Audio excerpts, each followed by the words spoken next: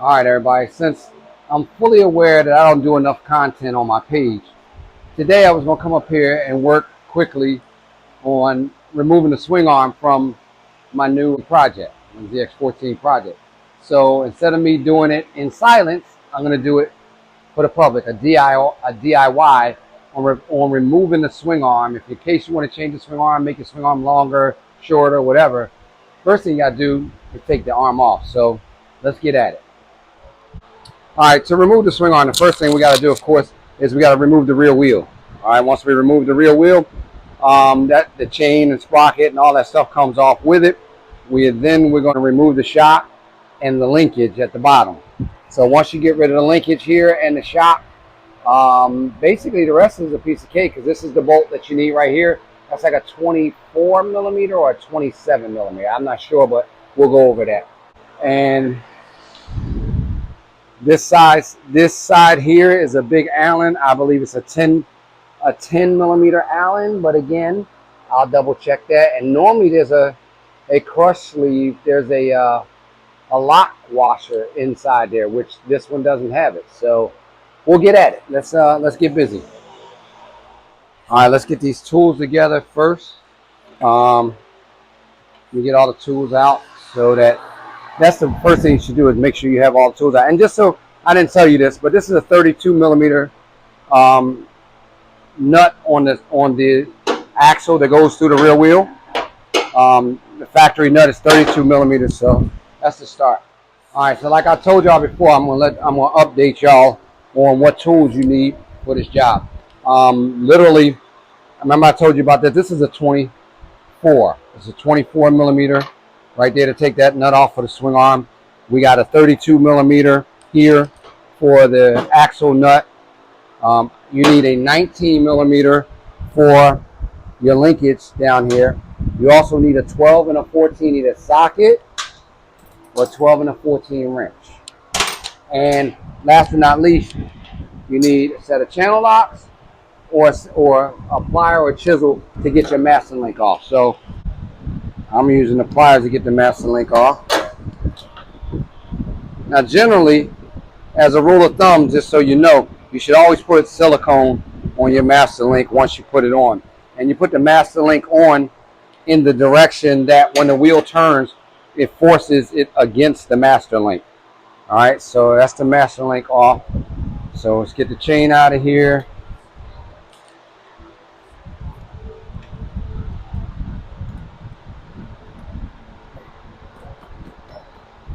Hold on. Another tool you're gonna probably need is a hammer or a rubber mallet. And when you take off the master link, a lot of times the master link gonna go flying. So use your body or something to block it so you can find it.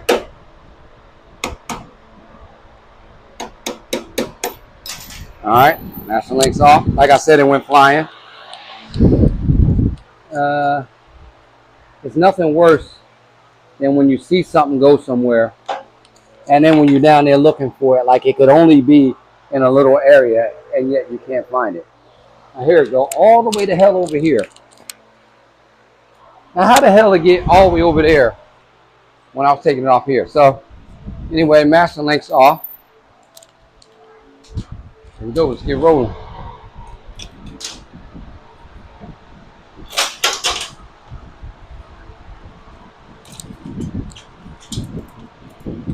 One thing I didn't show y'all is how I got the wheel. I got a flat pan on this bike, so I have my jack.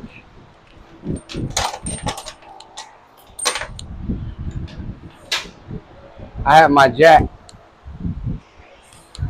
directly under the back of the pan right here. All right, so that I can just get, all I want is a little bit of air right there. I just want a little bit of air so I can spin the wheel. That's all I need.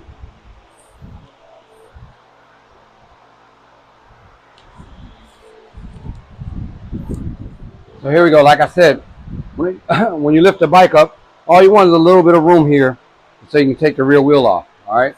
So in that case, I already loosened up the nut on this side.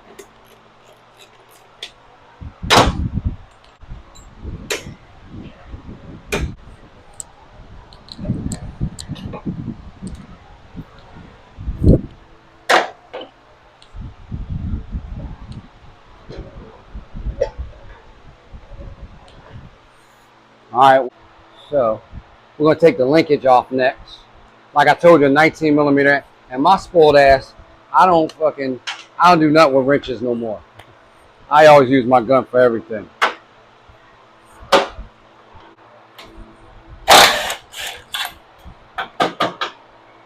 Just make sure you put everything where you know where it's at. That's all.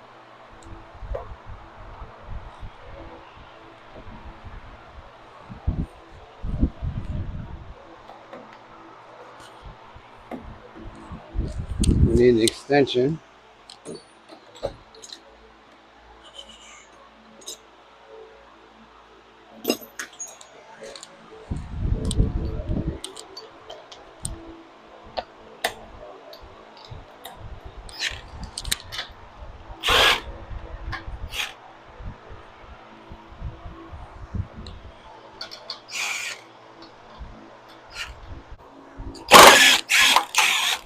Oh, you know what? Here's a problem. Forgot. There's no rear wheel on it.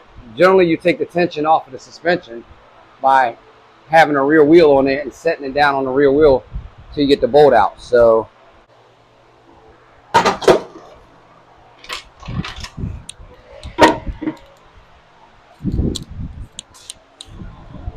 all right. So, like I said, I blocked up the back of the swing arm so that I could take tension off the suspension. And in this case, I still can't get the dog bones off. When I start bringing the jack down to simulate setting the pressure back on the tires, if I had a wheel on the back. There's dog bone 1.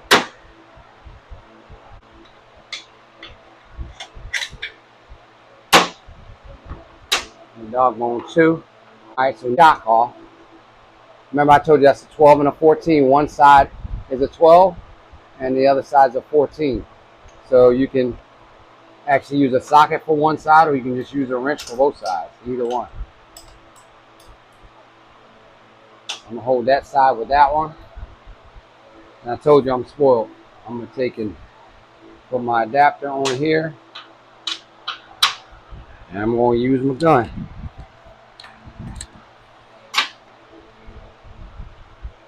I don't know whether you call it spoiled or lazy, either way, but don't work harder, work smarter. All right, bottom bolt is out. Now we gotta go up here and remove the top bolt.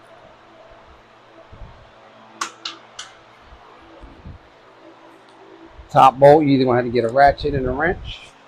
Get my ratchet.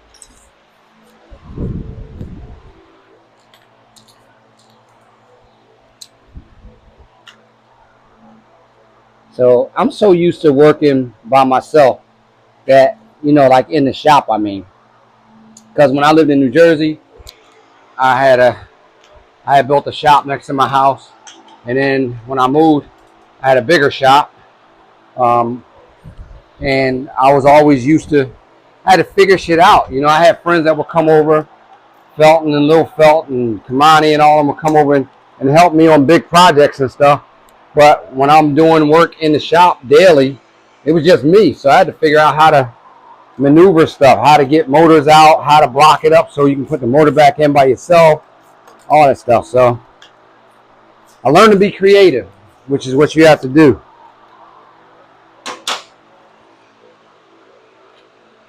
And it ain't easy at all. So that shock's about ready to come out. Top bolt's out. All right. That shock is no longer in the way of taking the swing arm off. Now, if I got everything right now, I can literally take this nut off here.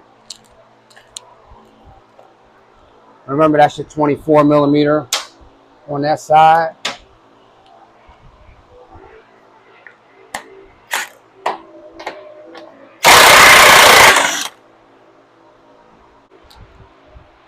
It's 24 millimeter, and then generally you have a collar in here. Let's see. Generally you have a collar in here. It's like it's like a lock nut. I don't see one, so at this point, so I'll show you what I'm talking about. So generally you have to use this tool right here to unlock the lock nut. Generally you have to use this tool right here to unlock the lock nut, which is generally right in there. So you put that there and you take the lock nut off. It's like a spanner nut, but it's not there. So, and that's what actually makes sure that it doesn't walk. The axle doesn't walk. But anyway, so we'll keep on going. I think that is, oh, I forgot to tell you, you're going to need a big socket. You're going to need like a big socket. I think that's a 12 or a 14.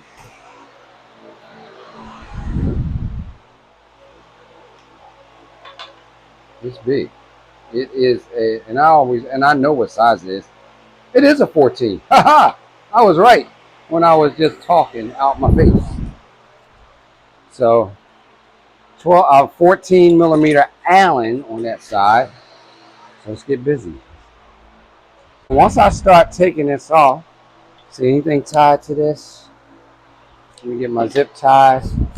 Let me cut my zip ties, because the brake arm, the brake line is zip tied to the arm.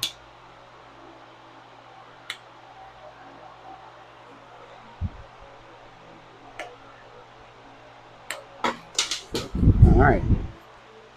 Most of you guys won't be running the damn rear brake anyway, so you won't have to do that.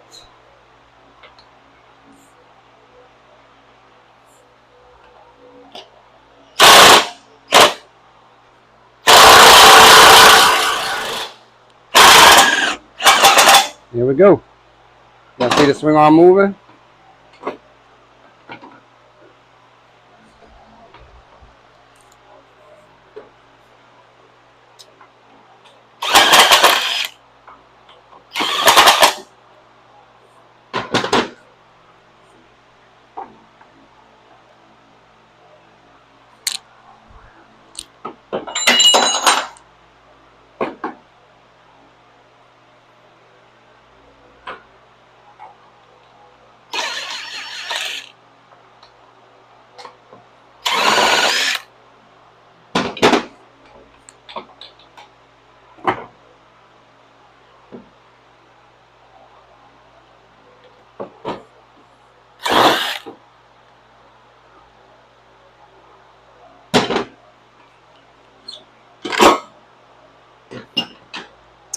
And there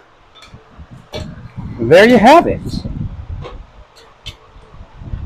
Today, you have removed your swing arm. Hope you saw that. So anyway, I appreciate y'all hanging out with me while I try to explain how to DIY, because most of us, we literally have to do shit on our own, like to save money. Like these days, the dealers are charging you $200 an hour to work on your motorcycle. And there's a lot of things you guys can do on your own. I promise you. Like, I promise you, I'm not the greatest mechanic in the world. Like, I never claimed to be, but I've been around the greatest mechanics. I've had Rob Muzzy, all his whole team of mechanics, Richard Sims, all of them. Literally, they were part of our Kawasaki team, and they built our bikes. And I paid attention when they were working on the bikes. And I always had a shop at home. I had a shop in New Jersey. I had my own shop in Atlanta. So I keep my own shop to work on my own shit. I have too much shit to pay people to work on my stuff. Literally, the antidote from the ground up was my creation on how I wanted it set up, how we set it up. I have help with my friends, Joe and Chad and G and Richard and everybody all had a hand in it. putting it together, but mainly it was me working on this motherfucker like every day. But also, you see all the other bikes in my shop. I work on all these bikes, not because I am a certified mechanic, because I'm cheap and I refuse to pay anybody to do shit. And I got pretty good. So anyway, thank y'all for hanging out with me again. Um, I'm going to try to create more. I'm sweating. It's hot. I'm going to try to create more content to post on my channel so you guys can follow and do shit on your own. All right? Peace. Like and subscribe.